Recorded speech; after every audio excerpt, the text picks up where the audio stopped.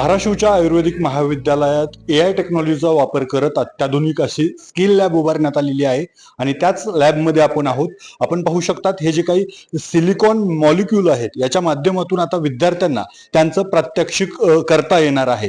जे मानवी शरीरातले वेगवेगळे आजार असतात त्या प्रत्येक आजाराच्या अनुषंगानं या मॉलिक्यूलची निर्मिती केलेली आहे. बाहेरच्या बाजूला जे कॅट टेबल आहे त्याच्या माध्यमातून पूर्णपणे शरीराचं प्रत्येक अवयवाचं ऑब्झर्वेशन विद्यार्थ्याला करता येत आहे. तर हे दुसरीकडे आहे ते वेगवेगळ्या आजाराचे प्रात्यक्षिक विद्यार्थी करतात. या लॅबमध्ये प्रामुख्यानं वेगवेगळे वयोगटातली लहान बाळं असतील, वृद्ध माणसं असतील, महिला, असे वेगवेगळे मॉलिक्यूल आहेत आणि वेगवेगळे सेक्शनही तयार करण्यात आलेले आहेत. हे जे सेक्शन आहे ते प्रसूती सेक्शन आहे. त्या ठिकाणी असणाऱ्या प्रत्येक बारकाव्याचा ह्या AI टेक्नॉलॉजीचा वापर करून केलेल्या मॉलिक्यूलच्या साह्यानं तिथं विद्यार्थ्याला शिक्षण दिलं जाते. तर हे दुसरीकडं हे ICU सेक्शन आहे ज्या ठिकाणी अतिशय अतिदक्षता विभागामध्ये जे प्रसंग असतात त्या अनुषंगानं पूर्ण बॉडीची इथं रचना केलेली आहे आणि त्या पद्धतीचं इथं विद्यार्थ्यांना जे काय आहे ते मार्गदर्शन करण्यात आले.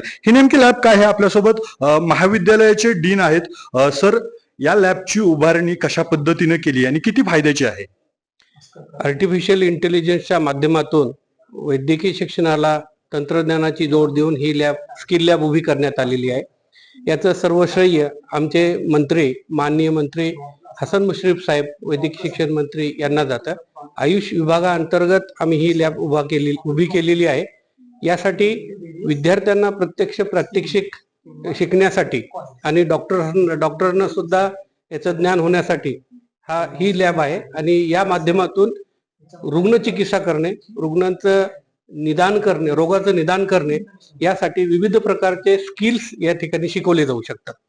मराठवाड्यासारख्या भागात ही लॅब विद्यार्थ्यांसाठी किती उपयुक्त आहे? मराठवाड्यातील सामान्य, अतिसामान्य विद्यार्थ्यांना सुद्धा या लॅबचा खूप मोठा उपयोग होणार आहे. कारण प्रत्यक्षामध्ये बऱ्याच ठिकाणी रुग्ण तपासणी करताना अनंत अडचणी येतात.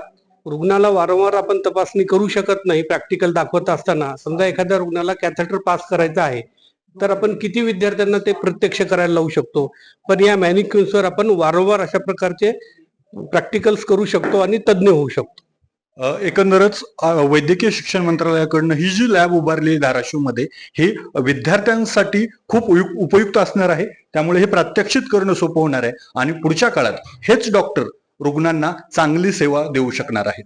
अप्पासाहेब शेळके, एबीपी माझा, धाराशिव. एबीपी माझा, उघडा डोळे बघा नीट.